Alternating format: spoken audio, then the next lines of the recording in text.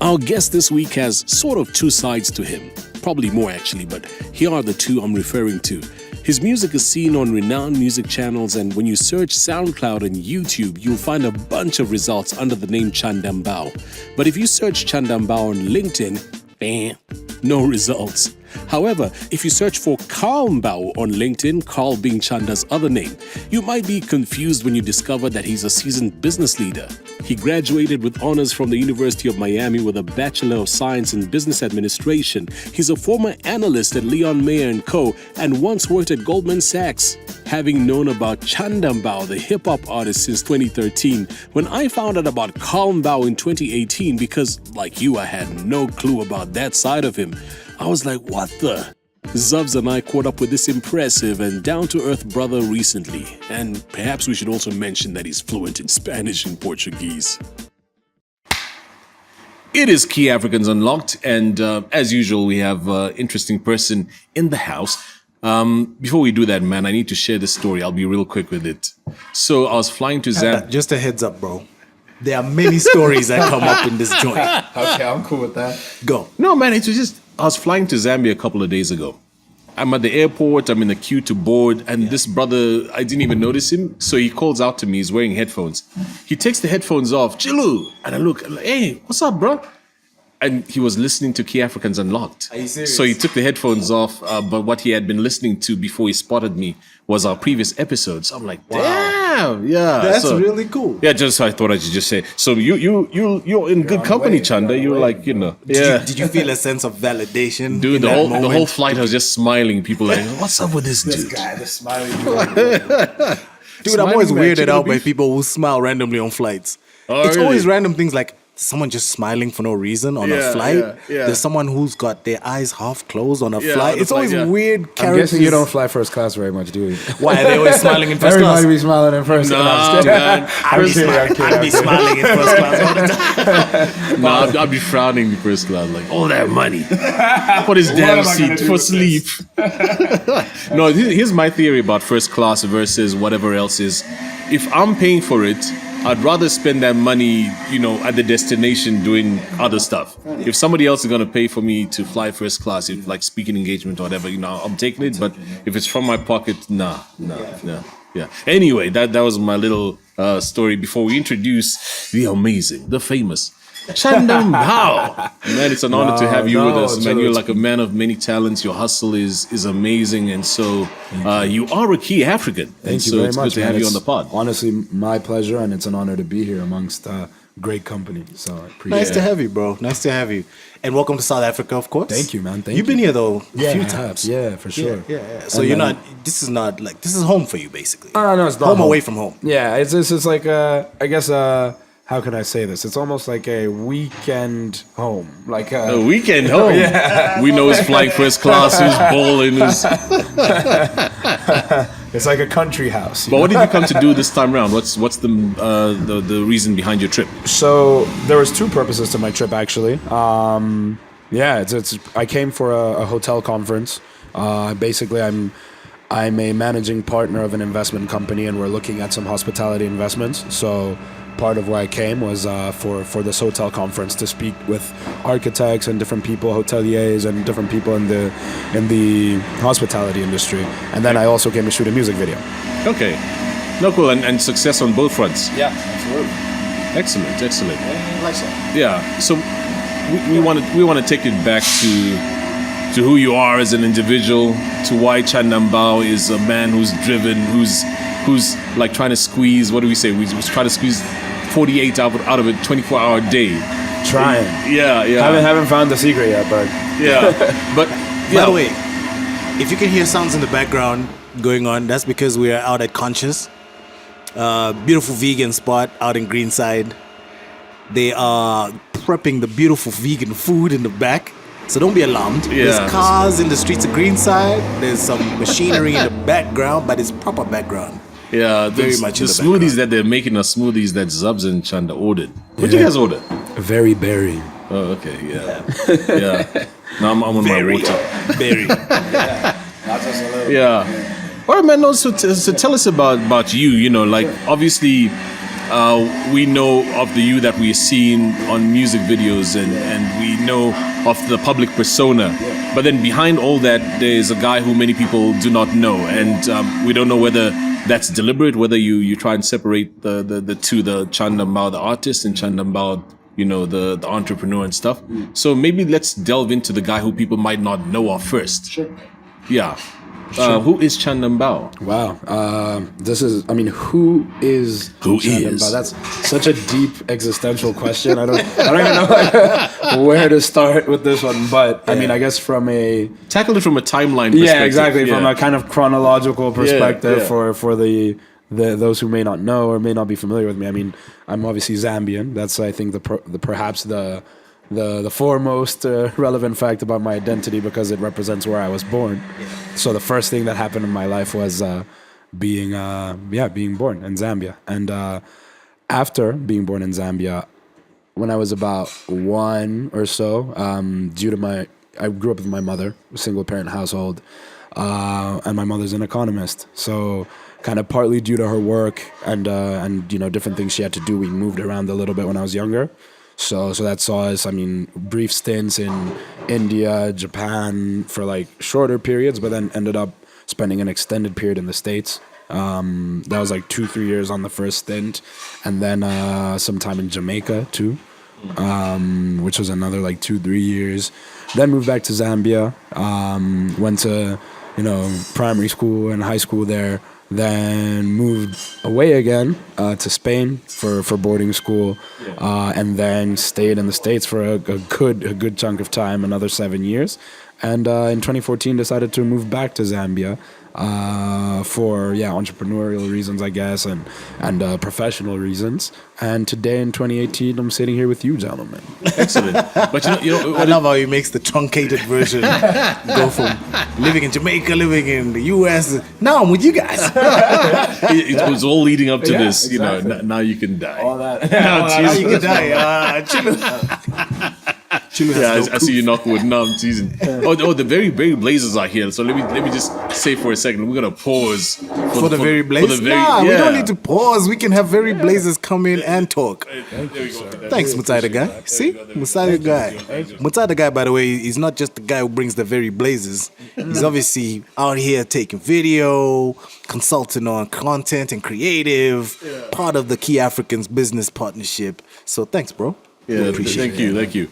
Your life story kind of, traces of Barack Obama. Man, so funny. No, serious, a man who, like, if you look at his story, have you read his book, right? I haven't actually. Okay, no, sorry. My mom told me I should. Yeah, you should. Yeah, because Let us to my father. Yeah, and then there's the one Dreams. I forgot Dreams the titles. of my father. I think it was Dreams of My Father or I something. can't remember what it was called, but it was something with the father and And then there was another one Dreams. called Audacity of Hope. Yeah.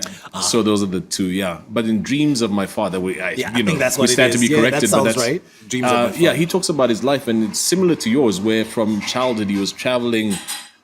Also, single parent household, and he was moving from one country to another, one territory, and so on. So that's the reason I'm saying that. I'm not saying that. No, I'm gonna be president of the United States. You know what I mean? First Zambian president of the United States. Well, first African's gone, right? First African's been taken. First Zambian's out there still. You can still catch that. That's funny. Yeah. All right, man. And then obviously you got two sides running parallel. You've got the artistic side of you, and then you've got the other, more suity type stuff going in your life. Yeah. So the artistic side, what fueled that? What interested you in deciding to pick up a mic, deciding to delve into that kind of world?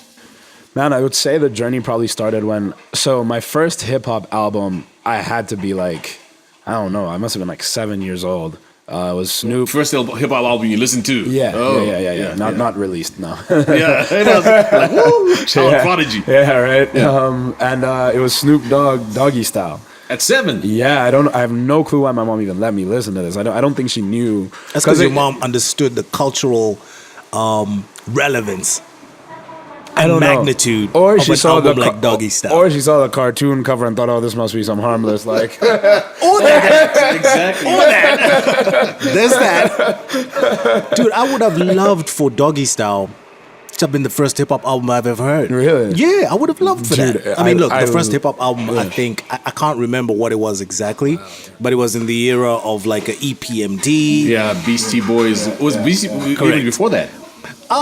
When was Beastie Boys? Beastie Boys was like 80s, 87, maybe Yeah, 86. yeah. somewhere No, I there. think EPMD was a bit after that. EPMD was after that. Yeah, EPMD a was bit like early after that. 90s. Yeah. Or late 80s. Correct. Yeah. Although there were people like Curtis Blow who I'd heard. Curtis Blow was, Curtis Blow I'd heard, and I think he qualifies for, basketball was my favorite sport. Or is my that's favorite a rap sport. song. But that's a rap song. Dude, I had my kids listen to Curtis Blow 2 weeks ago. Yeah. And after a while, they're like, this song's not finishing. It was like 6 That's minutes. So funny. That's I'm so chilling. Funny. That's so funny. It's hilarious. Yeah, the songs today are like 2 minutes and 30 seconds. I'm starting to feel that way about albums too. Like I'm listening to 13, 15 track albums, and now thanks to Kanye's 7 track songs, I'm like, yo, this album's still going on? Yeah. What are we on? We on like an hour, 5 minutes now? When is this thing gonna end? Yo, the modern era doesn't have time anymore, hey? Yeah, It's changed. yeah. It's turning us all into this instant gratification, folks. That's us. So anyway, Doggy Style. Yeah, no. So I was really into that album. The next disc that I got was Friday, the soundtrack for Friday. Oh, yeah. You grew up on some nice music. Oh, this guy grew up on classics. Yeah. I knew all the words. Keep their heads ringing. that's that what's was up. yeah. So that was my stuff, and then I just kind of got into it, and then I think the next major kind of like project that I got into was Illmatic. Because like It Ain't Hard to Tell dropped like when I was like around that age, like 8, 9 or whatever, and I was just like really into that stuff. And so I guess with enough listening to people who kind of look like you, I guess it's kind of natural for yourself to think, hey, I could probably do this, right? As we do. So where were you then? You were in Lusaka. Yeah, at this point I was in. Yeah, I think it was like I was in Lusaka at this point. So, so at this point I'm like, you know what? I'm gonna try write some rhymes, and I started to do so. And I can't remember at what point it became really serious, but what I had, I think every whatever budding rapper goes through this, you have your rhyme book, and it was like carried it with me to school, and what I would do is I'd write the date, and I'd like write the rhymes for the day, and so I have like this like chronological You're sequence. so much more organized than I was when I started scribbling on random pieces of paper. Yeah. You write the date? Yeah, That's so dope. Do you still have that? Yeah, I still have them somewhere in my house. So so like I have all these like dated rhymes, and I just write like loose verses and ideas and like rhyme schemes and stuff like that. And then at some point, I think when I was close to like 15 or 16, I was like, you know what?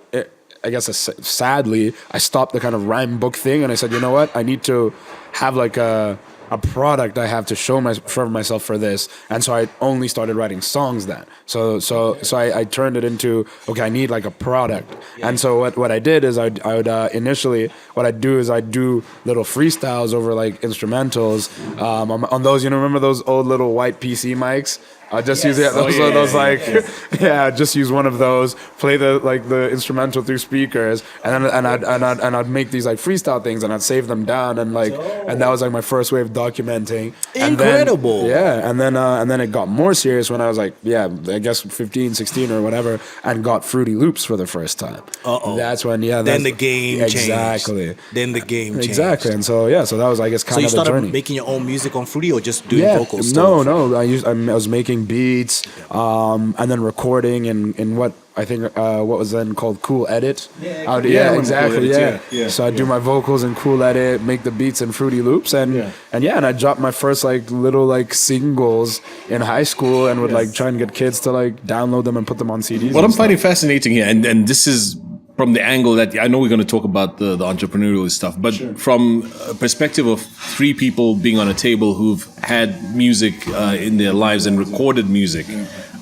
When I started recording, it was onto a cassette tape because we didn't have the ability to put music on. I don't think I'd even used a PC when I started, writing. So I'm fascinated that your first experience was with PCs already. I don't know about what your story was when you did your first similar one. to yours, in the sense that it was tapes and cassettes, etc. Yeah. But very similar to Chanda's in the sense that I would play back an instrumental. I would create the instrumental. Let's start there. I would look for a little piece of the beat where there's no lyrics. Exactly. Loop that by pressing record, rewind, record, rewind, record. Once you've got enough of the beat, dude, I was so perfect with mine. I never missed the beat. There was no off time, nothing. It sounded like this was the instrumental for real. Once I was only one who was doing that. dude, we were in it together.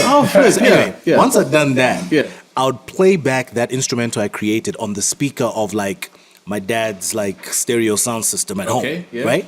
And then I would record it on a recorder. There was like an audio recorder, similar to what you were doing. So the beat would play out of the speaker, and then I would rap to that, to the speaker, and I would record both the beat and me on the recorder. And then boom, I got a difference track. with the way I used to do it. Remember there were those tape players which had tape A and tape B. Yeah. So I figured that if you play a song from tape A, which had the instrumental after looping it, into tape B, it will record from source to destination. But once you plug your mic into that cassette recorder, then your voice lands into tape B. So that's how I used to do my demos. That's pretty Interesting process. And then I'd multi-track by taking, after I recorded, playing put that back and then put your multi-layer the vocals. Okay. Anyway, back to you. Key Africans unlock Chanda, not Key Africans unlock old school rappers over 40. Go ahead, fam. No, man. So yeah, and then that kind of, I guess, fast forward. So it's basically, I mean, I say that to say that it's kind of been a passion that I've had since I was young, and have always done it alongside whatever else I was doing. So I always kind of knew it would be a part of my life. I didn't know how far it would go. I kind of, when you're young, you assume, you know what, I'll probably grow out of this or whatever. Like you see other people who kind of pick it up and have like a kind of passing passion for it, and they stop, and you're like, I guess maybe I'll stop one day too, but I've just never been able to stop. Like, it's like that day still hasn't come exactly. yet. It hasn't come. I'm still waiting. But I'm out here still waiting for that day my damn self, Bro, okay? it's crazy. I've actually stopped waiting. I don't think it'll happen.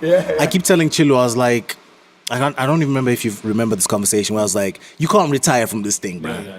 At some point, you're going to find yourself just itching to get into a booth. Next thing you know, you'll lay something. You know what I mean? It's not going to be the same as it was when you were 12. It's not going to be the same as it was when you were 20. It's not going to be the same as, you know what I mean?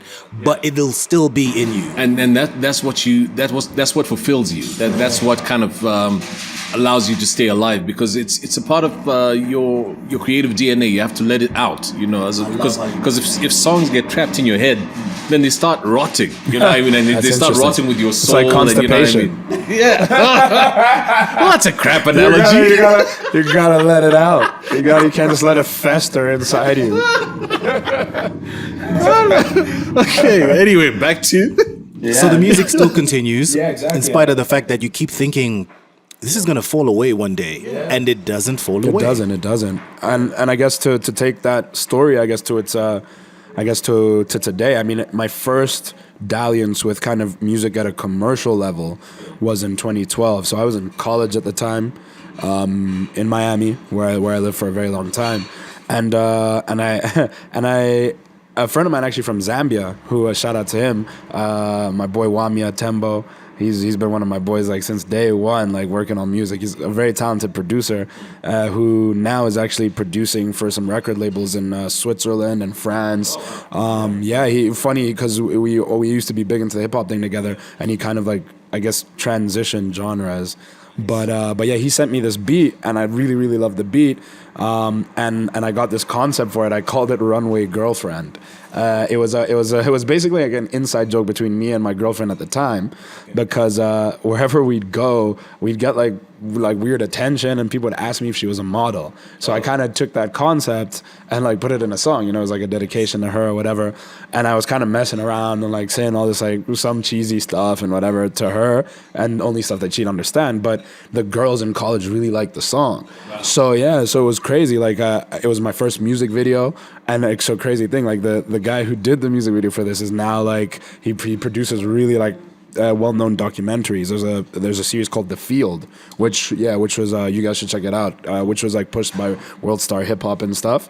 But very talented visual artist. And so we did a video for it, and the girls in college just really loved it.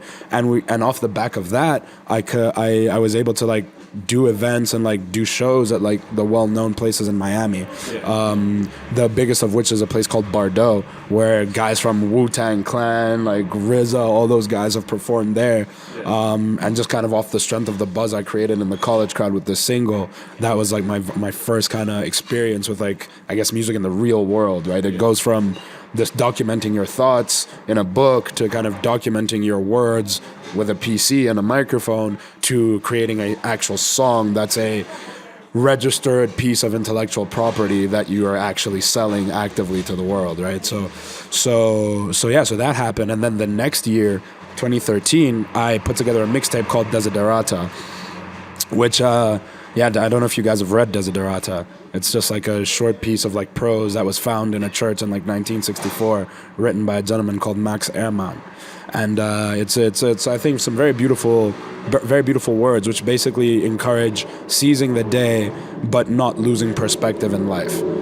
So you guys should check that out if you have a chance. But so I called the mixtape Desiderata for that reason. It kind of grew up on my wall in my house. My mom always like quoted it and referred to it in life, so it was something that resonated with me. And so that now became my journey with, I guess, internet notoriety, in the sense that I got this mixtape placed on major blogs. Obviously, back in 2013, blogs were like a really big deal. Yeah. so shout out to DJBooth.net, and the Music Ninja that kind of did full profiles and shared my stuff. And that was, I guess, the beginning of the real journey, I guess. So not to be long-winded, but yeah. No, go ahead. I can see you burning to say something. Go ahead.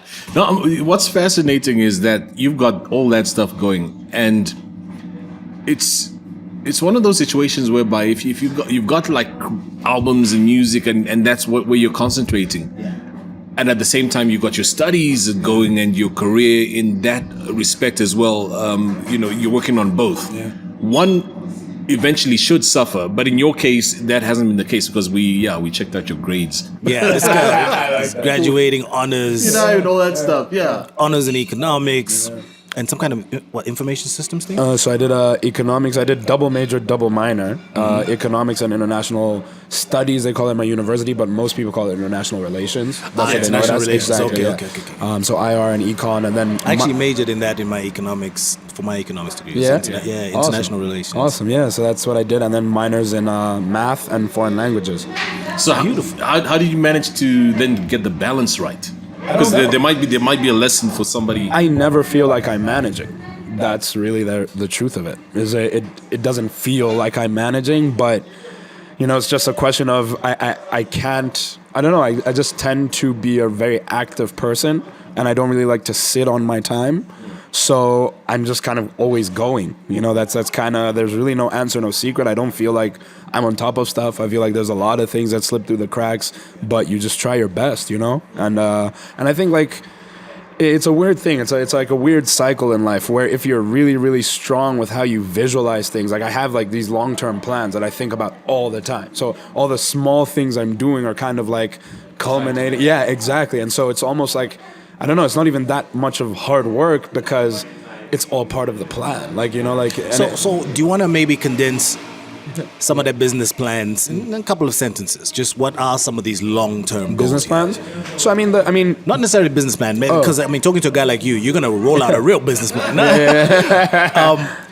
Because you said you have like long-term goals. Yeah. Like what? One is to create ownership for myself and my family, which is tied to investing in the long term in sustainable businesses in Zambia. So I guess that's how I conceive of it. I conceive of it as like a dual pursuit, in that my ultimate goal is to contribute largely to the development of the country, which by school of thought, I tend to be, I guess, a private sector capitalist in how I think of doing that. Just because I believe those are the tools that I have at my disposal. Like, I don't necessarily feel that capable of changing the government. So I do what I can with kind of private capital and invest in strategic sectors, because I think, one, our economy and I guess adjacent economies too, because this will spill over likely to other countries, require capital. and capital can grow industries, and industries create jobs, and jobs fuel additional economic growth. So it's like a kind of virtuous cycle that can be created, I think, through kind of thoughtful and diligent use of capital and intellectual capital. So that's kind of how I think about it, and I think in that process, I'm very much a believer in ownership. I think that one of the things that is not taught enough to, I think in Africans, and I guess I don't know if this is, I guess, black people in general. I guess I'd be remiss maybe to speak too broadly, but at least I know in my own upbringing and Zambia specifically, we're so risk averse and conservative that I feel like there's a missing component in our education as human beings, which other communities have understood and have beaten us in, which is understanding the importance of ownership. I feel like we're so obsessed with doing like the stuff that you're supposed to do, which is accountant, doctor, lawyer, blah, blah, blah, that we don't really encourage ownership, and we suffer for that. That's why you see foreign investment, because we haven't built the capacity to have local investors. And because we've been telling them all that they need to be lawyers, doctors, or whatever. They end up working exactly, for the capital, right? So that's kind of part of my vision, is that I want to create that as an example to our society, and also as an example and something that I can give my progeny to continue and run with and do what they will with it, you know? I love that. It's very, very powerful stuff. So, you know, so musically, you've done incredible things. Your music has blossomed and bloomed and grown. I mean, you're out here, you're on Trace Urban. You know what I mean? Yeah, you're doing collaborations with people like Deleuze, just big artists from all over the continent. Like I said, honors, taking it to the highest level in terms of your education and your experience with companies. I mean, you work for everything from Goldman Sachs companies to setting up your own investment company stuff. You know, like from where I sit, not only are you getting ever closer to your goal, but I think this might actually be the realization of that goal. It looks to me like in this moment, because you're able to do all these kind of things and they manifest in the way that they manifest, that take some time. Take a look at these achievements for a second, you know? Just look at what you've done already. Like, you've literally, from where I sit, you've attained a lot of the goals that people set themselves in their lives. Do you know what I mean? And you're nowhere near having started as far as life is concerned, well, how young you are, you know? So congratulations with how you've come so far, you know? Thank you so much, man. It's going to be really good to see who you're going to become in future too, you know? Thank you, man. Trying my best, bro. So I wanna. You touched earlier on raising doctors, lawyers, etc. Do you think that Africa, especially the world more broadly, but Africa specifically, needs to be cultivating a generation of people who are given that as the word of how to realize and actualize and contribute to the continent? The doctors, lawyers, and well, just conventional ways of contributing to society, being the best version of yourself. Because I imagine you were raised with the same narrative, right? Like, finish your studies, get a good job, retirement fund. Do you know what I mean? Yeah, no, absolutely. I mean, I was raised with that narrative. I guess learned through seeing that it works for, you know, it works for some people, and the point is not to disparage anyone that wants to be like a doctor, lawyer, or whatever. It's just that I feel like there's a component missing. Like, I think that it's not a full education for the young person as to what options are available for them. So, for example, I think one of the reasons that music is looked down upon by some African parents is because they've never given kind of careful consideration to how it's monetizable. Right? They don't realize that there is a system. Like the reason why we have Michael Jacksons and whatever's that made millions of dollars in music is because there were people thinking about how to make it economically viable, and they made a lot more money than the doctors, lawyers, and whatever that they're encouraging their kids to be. It's just that I don't know if it's risk aversion or kind of intellectual laziness. I'm not sure what it is, but it's like we don't want to do that thinking. You know, to say, hey kid, you have a passion for music. Okay, let's think about how you could make this thing work. And the quicker you start having those thoughts and conversations with kids, the better of a chance they stand. because it as opposed to this exercise of, oh, you like that thing, but that thing doesn't make any money, do this thing. It could be, oh, you like that thing, so let's start thinking about how you can make this thing work, right? That why is that not the question, right? So I think that needs to be a part of our education and our future. I totally agree, and I think for as long as we keep thinking about work and professions as a money thing, a money conversation, I think we'll not be able to explore the kind of horizons and possibilities of talent, an innate built-in knack. You know, if you have a built-in knack for understanding or personal affinity for understanding people, right? Not only can you make a really good living out of it, you can make a very real difference to your immediate community and to your broader community. If you have a natural knack of fixing things, you just figure things out mechanically, right? It doesn't necessarily mean that, okay, now you're going to end up growing up to become a mechanic. It just means that within you possess the ability to figure things out. So let's explore that ability more than just you growing up to become the world's most incredible mechanic. You know what I mean? So when it comes to doctors and lawyers and conventional teachers, even conventional professions that we grew up being taught of, it's like you say, we don't look down upon them. We see the importance of them. But can we also understand that when you take earning money out of the conversation, there's a much bigger conversation when it comes to nurturing careers, which is why more often than not, people are doing several different things at the same time. You have a teacher who's also on the side making clothes and also has a shop with the entrepreneurial skills where she sells fruit and veg. You know what I mean? Because our abilities are so broad and varied, and the desire for money is just one-dimensional. I was listening to Dion Chang, the futurist, and he was talking to your point. He was saying there's a new way of doing things, and the generation should be labeled. The type of system that we're operating under should be like slashies. So you are this slash this slash this slash this, and you know that's kind of what I wanted to find out from you though is, in each person who speaks a lot of sense, who's got substance in when they talk, whose talk sounds different from what you normally hear. There are people who contribute in terms of guys who you listen to who might speak a word into your life. So I know, for example, you were speaking about, I forget his name now. Jordan Peterson. Jordan B. Peterson. B, I have to put the B there. Jordan B. Peterson. But who? Yeah, you think, probably don't know him. Yeah, you will soon enough. If that name doesn't immediately make any kind of connection, then trust me, I'm still. But what I want to find out is, like, who are you? Who are you letting into your ear? You know what I mean? Like, who are the kind of people who are sharing thoughts that you're enjoying? Yeah, and absolutely. I mean, I'm a very businessy guy. So I read a lot of the books and listen to a lot of the interviews by guys like Ray Dalio. I don't know if you guys know him. He's actually the head of the largest hedge fund in the world. Well, we do now. Thank you for that. Yeah. So the interesting thing, and that's the thing, is like I feel like sometimes there's this like dichotomy. Like people look at people in finance as like whatever, money hungry, like whatever, I don't know, capitalists. But the interesting thing, and then the thing I appreciate a lot about, especially the hedge fund guys, is they're very philosophical people.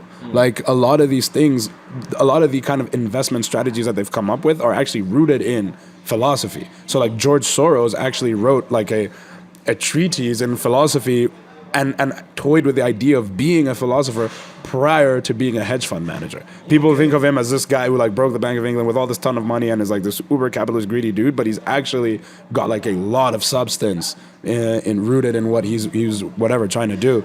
So guys like George Soros, Ray Dalio, Peter Thiel, a very interesting guy too, with obviously very interesting beliefs, super like libertarian. He's well known and well documented, but very interesting thoughts and ideas anyway.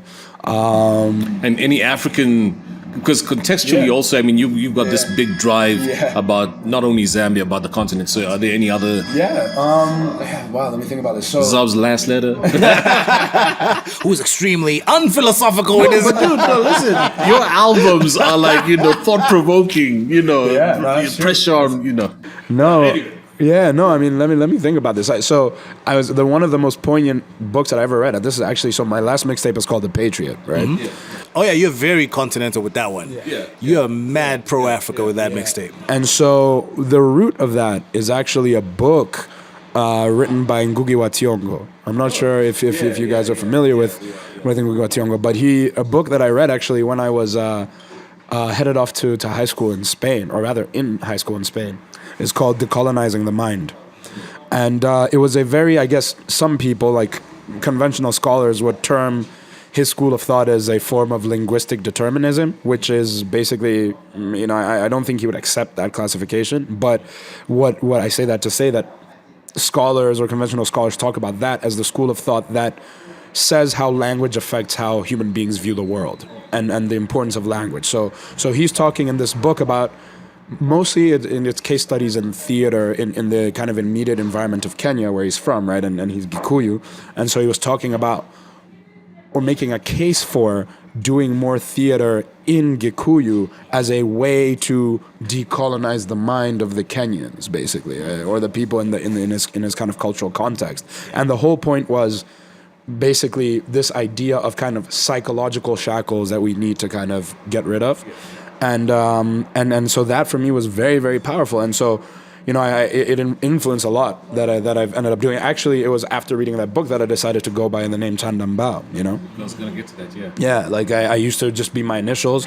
I never felt like I could find any like moniker that would capture enough the essence of me, something outside myself. I couldn't find words that would express me well enough. So I went with my name, but I kind of, as you utilized the word before, truncated it to my initials. But then at some point I felt like that wasn't enough. I think a lot of it had to do with being in Spain, being one of the only black people around, and like kind of coming to grips with personal identity in a very real way at an age where that was really important. So Ngugi wa Thiong'o is one of the African. So interesting one before you come in, Zubs. If you go to Twitter, search Chanda Mbao, search my name. Yeah. There's somebody who tweeted, they were talking about your name and saying the name's not cool. And then they say, he belongs to the era of Chilu Lemba. Or like those ideas. So I looked at that and I replied, I think the name's pretty cool, Yeah, I'm trying to decide whether association with Chilu is a compliment or an insult. Take it from me. It's an absolute compliment. It's a very real compliment. Do you what are your political views? What would you define yourself as politically? Because you did say, some of the people you're quoting right now, politically, their ideology is clear. What is your political view? I would say I am, it's funny, this is almost like a buzz sentence from the US, is I would say I'm socially liberal, economically conservative. That makes perfect sense. Yeah. So socially liberal, economically conservative. Yeah. Okay. Like I think we shouldn't be spending a ton of money as the Zambian government or whichever government on on whatever we were spending it on. Yeah. So smaller government in terms of exactly that approach, like almost libertarian with it. I wouldn't say all the way libertarian. Not all the way libertarian, but like chill out with the government. Not so expansionist. But then socially you're mad liberal. Permissive, so gay marriage, even on the continent, how are you feeling about that? That's a tough one. I've actually never had to think about that. But I tend to be permissive. I philosophically, one of my beliefs is what I want to do should have no bearing about what others should be able to do, right? So if just because I don't want to do something does not mean that there should be some law prohibiting others from doing it, right? Which is, but then the tough thing with that one, right, is I've never, that's the thing, is I've actually never really thought about this, so I can't give an answer to that. But it would be, you'd have to really look into what the meaning of marriage is, what the root of marriage is, what the history of marriage is. Because if you look at it as a legal thing, then that's one thing. But if you look at it as a religious thing, then there's exactly, right? So, and you want to, and that's the thing, is you don't want to disrespect one group of people, or respect some people at the expense of other people, right? Exactly. So it's a tough thing to navigate, especially because in Africa, I suppose everywhere, there's also a cultural implication. And on the continent, cultural implications are real. So, for example, a traditional wedding would be binding, almost, if not as binding as like almost a civil legal. Is it civil or legal? Legal. Either way, those kind of implications impact all these kind of policies, you know, which is why I love your business approach, where you are literally saying, okay, I see the government and I see policy and I see legalities, and that's great, but I also see the private sector, and I see how I can then make a difference on a macro level without necessarily having to wait on the government and rely on the government, especially with like investments and you know, and wealth creation, and that's dope. I want to now digress completely from that. Cool. You were raised by a single mom. Yep. What's the role of a young African man today in 2018 when it comes to family? What is the role of a young African man in 2018 when it comes to family? I mean, I think, wow, I mean, that's such a deep question. You know, it's an interesting one because, you know, when I think about the context of like single motherhood, it's funny because, you know, on some level, as a young black male growing up in a single parent household, you don't really feel that different.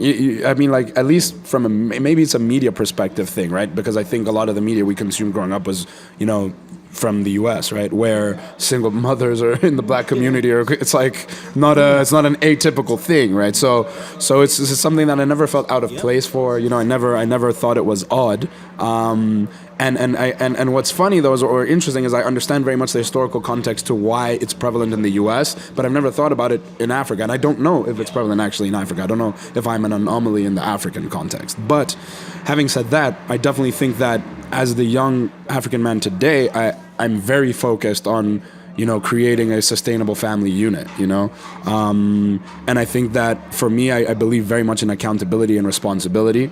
And I think that as African societies in general, we really need to be thinking deeply about our value systems. So one of the things I talked a lot about this with my business partner, shout out Muya, and one of the, because we're interested in the same stuff, interested in the same ideas and thoughts about life. And one of the things that we always wonder is, you know, when we think about all the things that we see back home, at least in Zambia, that we feel are broken, and we're constantly asking ourselves, why? And something struck me because I recently read a book called Brazilianaires. Don't know if you guys have heard of it, but it's by a guy who used to write for Bloomberg, and he basically told the story of some of the Brazilian billionaires within the macroeconomic context of Brazil and the historical context of Brazil. And he starts off the book by introducing a work called Roots of Brazil, which is essentially a sociological study of the Brazilian people by a Brazilian. And what I realized is that there's not enough of that in Africa, at least in Zambia. So I think one of the roles of young males is to think deeply about what our values are at an intellectual level. And how those values therefore should influence policy, how they should influence marital life, how they should, because I feel like we're kind of confused, like we don't know. I guess we're still dealing with this. We have these Anglo values that we don't really respect. We say we respect them, but we're doing completely different stuff behind the scenes and not acknowledging the values we actually hold dearly to us. So it's this weird like confusion, you know? I agree. You know, it's so hard to find your sense of identity having grown up with so much U.S. culture, right? Yeah. You are till your bone, like your DNA even has been grafted with U.S. culture, you know? Yeah. Everything from hip-hop and hip-hop culture, language, you know, social connotations, family values, all these things that have been ingrained into who you are. But you're living the African context, like you're living out the reality of being an African, you know? So you don't have projects, but you've got townships, you know what I mean? You don't have baby mama drama, baby daddy drama, but you do have like blended households and blended families and teenage pregnancies, you know what I'm saying? So, you know, Chanda's right. We need to get to a point as an African people, especially as young men, African men, of redefining what it means to be us. In the context of who we are with the Western influence. Because it's happened already. Exactly, correct. Yeah. But then also as a result of historical context and cultural context as Africans. Once we're able to do that and honestly do it, not trying to be idealistic about it. Right? Once we're honest about the fact that, fine, so I do like Barack Obama and I do look up to Big Daddy Kane and KRS-One, but I grew up in Lusaka, Mazabuka, in Mbarimsika or Soweto. Then what does that mean for me going forward as a member of a family, you know, or community in Africa, you know? Yeah, no, man, I hear you, and I, you know, one thing that I will say is I think there's also, because there's the kind of like you allude to, I guess, the kind of media colonialism I guess we've gone through over the past 20, 30 years, and the expansion of, like, you know, media platforms and Hollywood, whatever. But I also think, you know, I do think really the one that worries me more is the one that we haven't dealt with, which is kind of via Anglo imperialism / introduction of Christianity. Right. That it's like, for me, that's like a very deep one that, like, we've been sitting on for a couple centuries, almost. Well, not a couple centuries, almost, actually. But that keeps coming up, Chilu. Yeah. That keeps coming up in the talks that we conversations keep. we're Yeah, having. absolutely. We've had, especially in season 2 of The Africans Unlocked.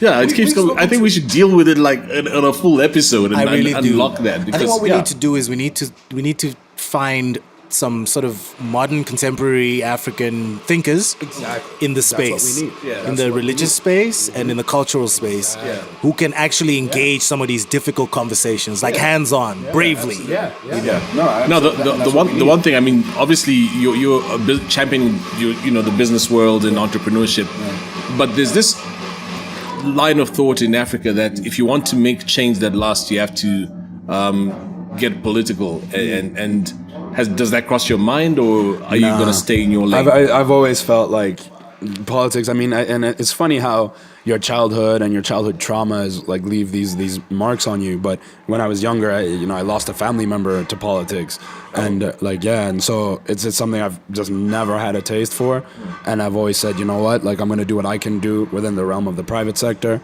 you know, to the extent that, you know, obviously I vote, you know, and try my best to inform myself about what's going on. But my focus is definitely not in being anything on the political side. Yeah. Cool. I think we can wrap it up, man. Thank you so much for the conversations, man. But before we wrap I'm so it up, glad I met you, man. no, but it's the thing. There's like a thread, you know. There's like, you know, there's some people who you meet for the first time, but it's not like you're meeting for the first time. Yeah, exactly. You know what I mean? So This is one of those. I mean, it's just every time I have conversations like these with cats this young, I always wonder if, like, are slay queens real in your life? Are you on the gram looking at big booty girls?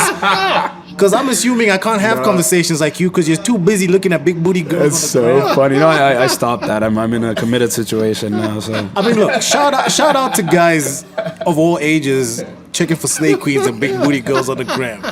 It's no judgment on anyone. I just honestly, I feel like I can't engage socially. Oh, really? Yeah, with certain people of a certain generation because and it's bad. That's funny. It's very prejudicial. Yeah. If I was single, I cats would like be. you, bro. No, if I was single, I would be doing that just to let you know. But I'm not single. No, so man, he's just saying this for the.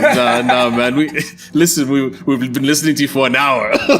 You do not fit the profile. Yeah, you do not fit the profile. No, look, everyone fits the profile of people checking out big booty girls on the ground. Listen, I'm married, okay? I'm just not. And ID's on the ground. Hey, man. Hey, real is real. All I'm saying is, it's so good to talk to someone, of your ilk, of your era, who creates the kind of hip hop you create. To listen to Waves, for example. Waves is a dope joint. I like we were singing that joint as we came in. To listen to Waves, and even though it's not my era hip hop, to vibe with it, you know, and to enjoy it, and then to have a conversation with you at a table and vibe with that and enjoy that too. You know, I'm very encouraged by that. No, man, So thank you. It's been a pleasure. No, gentlemen, thank you so much. But before we go, we do rapid fire. So rapid fire, we'll just fire some quick questions and then one-word answers. It could be multiple choice. Pick one of two, you know, just so that we get more about where your headspace is at. So Zub's gonna fire. We'll probably do an abridged version with like three questions. Yeah, we just have 3 questions for you for today. Actually, I've just thought of a 4th one. All right, cool. Which I'll start with. Yeah. So you don't have to think too deeply about this, and whatever comes to your mind, you just say. Okay. Beyonce and Jay-Z have. Oh, I complete the sentence? You complete the sentence, you say the thought. Have changed black culture? Okay. By the way, there's no right or wrong. Don't feel under pressure. Don't feel like it's a trick question. There's no trick question. Yeah, so the answer could be have avoided elevator since the incident. That's fun. I like that. That's a good one. You're going to have a tough time climbing up mad stairs, I'll tell you right now. Yeah, right. Windows or Mac OS? Mac. Depends, man. Studio, Mac, work, Windows. Okay, fair enough. In Africa, my dream holiday is Zanzibar. okay, holiday destination. Okay, nice. I've never been to Zanzibar. You been? I've been, yeah. Yeah, how was once. I went for work, so we didn't even go to the beach and do all that kind of stuff. It was just inside, you know. It was, yeah. Bruh, every time people go to Zanzibar, and there's great deals, by the way, from here to Zanzibar. Every time people go to Zanzibar and they take pictures, they all look like postcards, bro. Yeah, it's Yeah, amazing. yeah. Everyone looks like it's a postcard, especially like filters yeah. and the kind of camera quality people got. No, Every that's time they take a amazing. picture, I'm like, this looks like a brochure ad right here. Yeah, That's yeah. amazing. I love it. Wakanda Light. I love it, man. So you just love it for the scenic vibes. Yeah, exactly, bro. And it's relaxed and chill, bro. Yeah. Okay, Warm very water. cool. All right, and that's about it for Yeah. Rapid Fire for Sweet, today. sweet. Bro, thank you so much once Gentlemen, again for thank joining you. us, man. Much it was so dope appreciated. hanging out. Pleasure, bro. You're flying out today. Yeah, you must have man. a very safe I'm flight. glad we got this in. I'm glad we got this in. Are you flying Air Rwanda? Yes. Yo, That's a beautiful airline, man. Yeah, man. It's actually my first time, so I'll give you the report. But Yeah. I'm hearing You good flew things. Air Rwanda. I just flew now. Air Rwanda. I'm super impressed. Yeah. Air Rwanda, put money. Rwanda there, but Discount for getting your name wrong. Rwanda in general is that place right now. Yeah, right? Rwanda's I'm seeing them on the sleeve of the Arsenal jersey, man. Really? Yeah, That's they amazing. have like, I haven't been to Visit Rwanda, Rwanda. but like our mutual friend Simunza. I think he's been recently, and all the stories. know You know Simunza? Simunza? I do.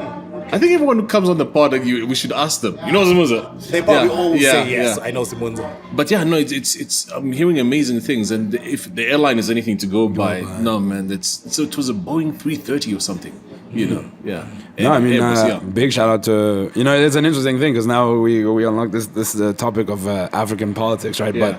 But whatever you say about him, for me, Paul Kagame definitely has a vision and he's definitely executing. yeah. You know, I don't know if you guys have read the memoirs of Lee Kuan Yew. Have you? Oh, you're so widely read. I like this. The memoirs of Lee who? Lee Kuan Yew. He was the president. Just the way he's laughing. He was the. No, I was telling you what the correct noun is for what he was. I guess he's the founding father of Singapore. He was kind of like the KK of Singapore and saw it through till. So he's the guy who turned it around in the 50s. Exactly. Yeah, I've heard of the book. I haven't read it. No, yeah, you should definitely read it. Well, I And- definitely heard of the turnaround in Singapore, and Yeah. I've pretty much been following how another beautiful example of how we can actually, as a continent, rise. You know, Exactly. Yeah. And I feel like Paul is he's that guy. Yeah. So you're about a strong man leading people at Kinda. all costs. kinda, yeah. Okay.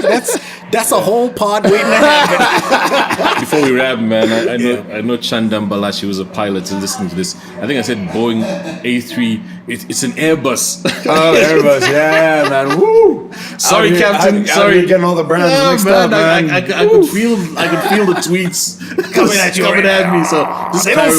stop. No, That's funny, my dude. Yo, congratulations on the stuff you've done so far. No, appreciate it, man. May Just God trying to bless get there. you richly Thank you as very you move much, forward, man. both Thank in you. music, Thank you in so love, much. Thank in you. business. Thank you. And shout out to your mom, man. She Thank did an you. amazing job. No, man. God bless me. I'm God not talking bless about you, raising Mom. you. I'm talking about introducing you to doggy style. Everything else is like, dude. I'm playing. Nah. I gotta defend mom. Mom did a great job. Big up, Thank you, everybody. mom. no, bless, bro.